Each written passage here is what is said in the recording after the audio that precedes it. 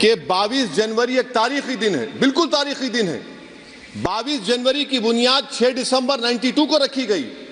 22 जनवरी की बुनियाद 86 में ताले खोलकर रखी गई। 22 जनवरी की बुनियाद जीबी पंत ने रखी थी, इसीलिए तारीखी दिन है। और तारीखी दिन इसलिए भी है कि सर इसी ऐवान में 16 दिसंबर 1992 को हमने एक रेजोल्यूशन पास किया था। आप बताइए कि आज इस मुल्क में चाहे कोई सेकुलर पार्टी का हो या जो भी हो, वाले सब सेकुलर है, बुरा मैं हूं, किसी में हिम्मत नहीं है कि 6 दिसंबर की बात की जाए। और वो तारीखी दिन इसलिए भी है सर, इंसाफ करने वालों में एक एनसीएलटी के चेयरमैन, एक गवर्नर और एक नामजद शुदा रुकने पार्लियामेंट बैठे हुए थे। अब आप बताइए मेरे पास बचा क्या है? बचा यह है कि आर्टिकल 32 बचा है, जिसको बाबा साहब अम्बेडकर ने दिया। आज मुल्क के 17 करोड़ मुसलमान भारत के वजीर आजम पर एतमाद भरोसा नहीं करते, बिल्कुल नहीं करते, बता रहा हूं, खुल के कह रहा हूं। अगर आप आर्टिकल 32 का ड्यू प्रोसेस ही खत्म कर देंगे तो फिर मेरे पास क्या बचेगा सर? क्या बचेगा? मैं तो यहां खड़े होकर वो सुप्रीम कोर्ट के मायानाज बेबाक वकील दुष्यंत दवे की तरह तो नहीं कह सकता। मुझे आज भी रूल ऑफ लॉ में भरोसा है, मुझे आज भी कानून पर, संविधान पर भरोसा है, मगर ड्यू प्रोसेस तो फॉलो होना चाहिए। ड्यू प्रोसेस फॉलो नहीं हो रहा। एक तारीखी दिन 22 जनवरी था, एक तारीखी दिन 31 जनवरी था। सर रात के अंधेरे में अपील किए बगैर आप आरे लेकर रास्ता खोल देते हैं। क्या पैगाम दे रहे हैं सर? 600 साल की मेहरौली की मस्जिद को बगैर को नोटिस दिए आपने डिमोलिश कर दिया। मैं जिम्मेदारी के साथ कह रहा हूं कि भारत के प्रधानमंत्री और उनकी सरकार भारत के मुसलमानों से उनकी शनाख्त को छीनना चाहते हैं। ख्वाजा अजमेरी के आस्थाने पर चादर बिछाइए, मगर आप जो चादर मुझसे छीनना चाह रहे हैं, मेरी मस्जिद है, आप हर मस्जिद को छीनना चाहते हैं। आप बताइए 17 करोड़ मुसलमानों को क्या पैगाम दे रहे हैं आप? तो असदुद्दीन ओवैसी सवाल उठाते हैं सरकार पर कि सरकार साजिश रच रही है हर मंदिर को, मस्जिद को छीनने की। इस बीच ज्ञानवापी में व्यास जी के तहखाने में पूजा का अधिकार मिलने के बाद हिंदू पक्ष में खुशी की लहर है। भक्तों का तांता लगा हुआ है पूजा पाठ करने के लिए, लेकिन मुस्लिम पक्ष इस पर सवाल उठा रहा है और इस फैसले को आगे चुनौती देने की बात करता है। खास रिपोर्ट आपको दिखाते हैं।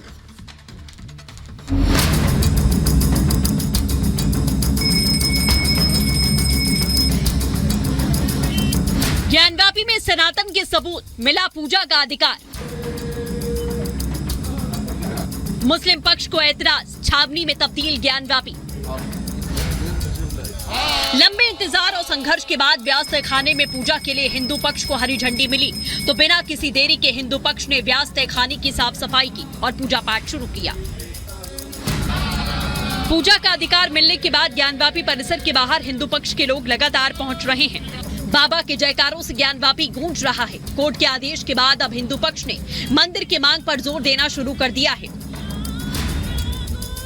भगवान आदि विश्वेश्वर के पूर्ण स्थापना की प्रक्रिया शुरू हो गई है। अब धीरे धीरे पूरी व्यवस्था सही हो जाएगी। पूजा अर्चना की विधि क्या रही? पूजा अर्चना की वही विधि होगी जो बाबा विश्वनाथ की होती है, उसी विधि से। कल कैसे शुरुआत की गई? इतने सालों बाद, 30 सालों बाद पूजा अर्चना की गई? सारी पूजा अर्चना की गई, भगवान का स्मरण किया गया, ध्यान किया गया, उनकी आरती की गई। ये सारी व्यवस्था पूर्ववत हुई है। गंगा जल से स्नान भी कराया गया। तो गंगा जल शिव के लिए जरूरी है। जब भी अभिषेक होता है गंगा जल से ही होता है। अब रोजाना पूजा अर्चना नियमित रूप से होगा और ढंग से होगा। आम जनता के लिए भी खोल दिया जाएगा, बिल्कुल खोल दिया जाएगा। व्यास तहखाने में पूजा का आदेश मिलने के साथ ही हर तरफ खुशी है। सनातनियों को उनका अधिकार मिला तो साधु संत झूम उठे। साधु संतों का कहना है कि मुस्लिम पक्ष के पूर्वजों की कुछ गलतियां हुई जिन्हें स्वीकार करके अब उन्हें ज्ञानवापी को छोड़ देना चाहिए। हमें जो पवित्र वो शिवलिंग है ऊपर, उसके पूजा का भी अधिकार हमें प्राप्त होना ही चाहिए। और मैं मुसलमानों से पुनः विनम्रता से आग्रह करूंगा कि किसी के भड़काव में आवे बगैर उन्हें स्वीकार करनी चाहिए कि उनके पूर्वजों से गलतियां हुई हैं और उन गलतियों का परिमार्जन आवश्यक है।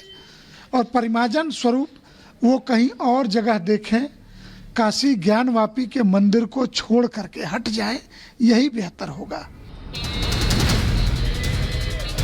एक तरफ हिंदू पक्ष में जश्न का माहौल है, दूसरी तरफ अब ज्ञानवापी के आसपास के इलाके को छावनी में तब्दील कर दिया गया। इलाके में भारी सुरक्षा बल की तैनाती है। एक तरफ व्यास तहखाने में पूजा पाठ चल रही है, जी बिल्कुल, देखिए क्राइम ब्रांच की टीम अब यहाँ पर पहुंची है और एसीपी लेवल के जो अधिकारी है वो यहाँ पर है और अरविंद केजरीवाल का जो सरकारी आवास है वहाँ पर पहुंची है। हालांकि जो सिक्योरिटी अभी वहाँ पर है उनसे बातचीत जो है वो यहाँ पर की जा रही है।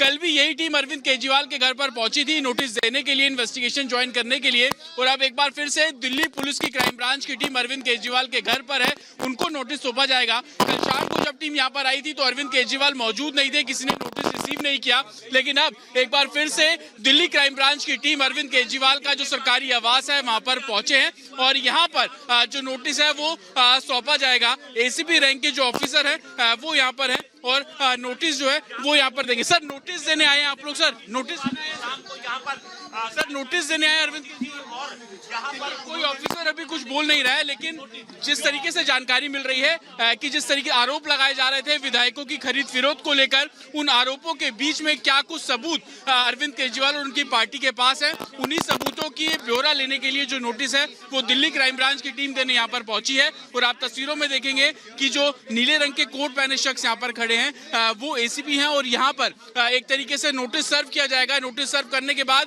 दरअसल दिल्ली क्राइम ब्रांच ये जानना चाहती है कि जो ऑडियो रिकॉर्डिंग की बात आम आदमी पार्टी करती है कि विधायकों को खरीदने के लिए 25 करोड़ रुपया जो है वो दिया जा रहा है हर एक विधायक को, उसको लेकर आम आदमी पार्टी के पास, अरविंद केजरीवाल के पास क्या आधार है।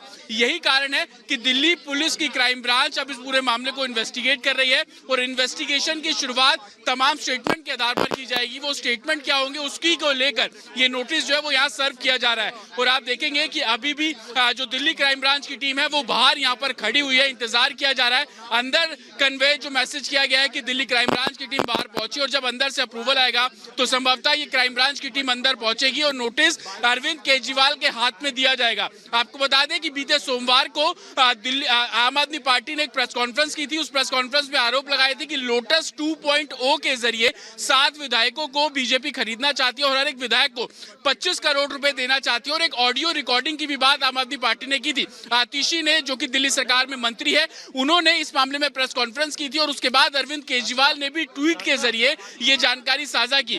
उसके बाद से तमाम जो बीजेपी के तमाम नेता हैं, दिल्ली बीजेपी के नेता हैं, वो दिल्ली पुलिस कमिश्नर से मिले थे और कहीं ना कहीं इन्वेस्टिगेशन करने की बात दिल्ली बीजेपी ने की थी। और अब आप तस्वीरों में देख पा रहे हैं कि दिल्ली क्राइम ब्रांच की टीम अब यहाँ पर पहुंच चुकी है और अरविंद केजरीवाल को जो नोटिस है वो यहाँ पर सर्व किया जाएगा और नोटिस देने के बाद उसे इन्वेस्टिगेशन ज्वाइन कराने के लिए बोला जाएगा।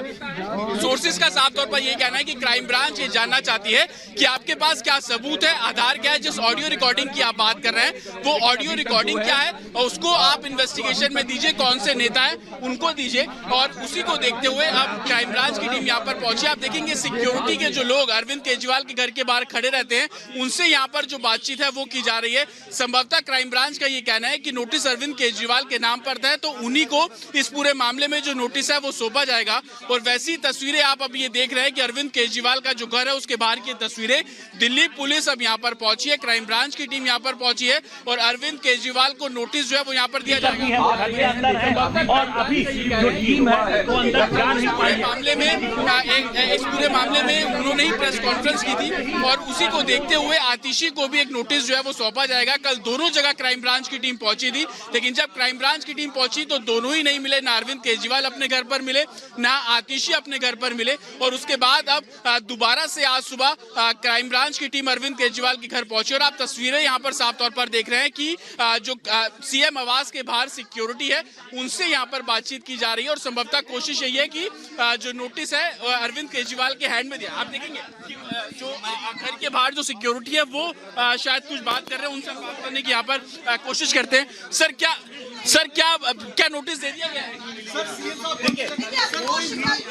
तो आप ये देखेंगे कि सर क्या नोटिस दिया गया है? नोटिस रिसीव नहीं, नोटिस दिया गया फिलहाल बता दिया, अंदर बता दिया, नोटिस में डाल दिया, अंदर बता दिया, सीएम को बता दिया, अंदर बता दिया गया, अंदर बता दिया है। सिक्योरिटी का साफ तौर पर कहना है कि अंदर ब्रीफ कर दिया गया है और ब्रीफ करने के बाद अब जब अंदर से कॉल आएगा उसके बाद क्राइम ब्रांच की टीम जो है वो अंदर जाएगी। मैं आपको तस्वीरें में दिखा दूं, आप ये देखिए कि दिल्ली क्राइम ब्रांच की जो टीम है वो यहाँ पर अभी खड़ी हुई है। एक तरीके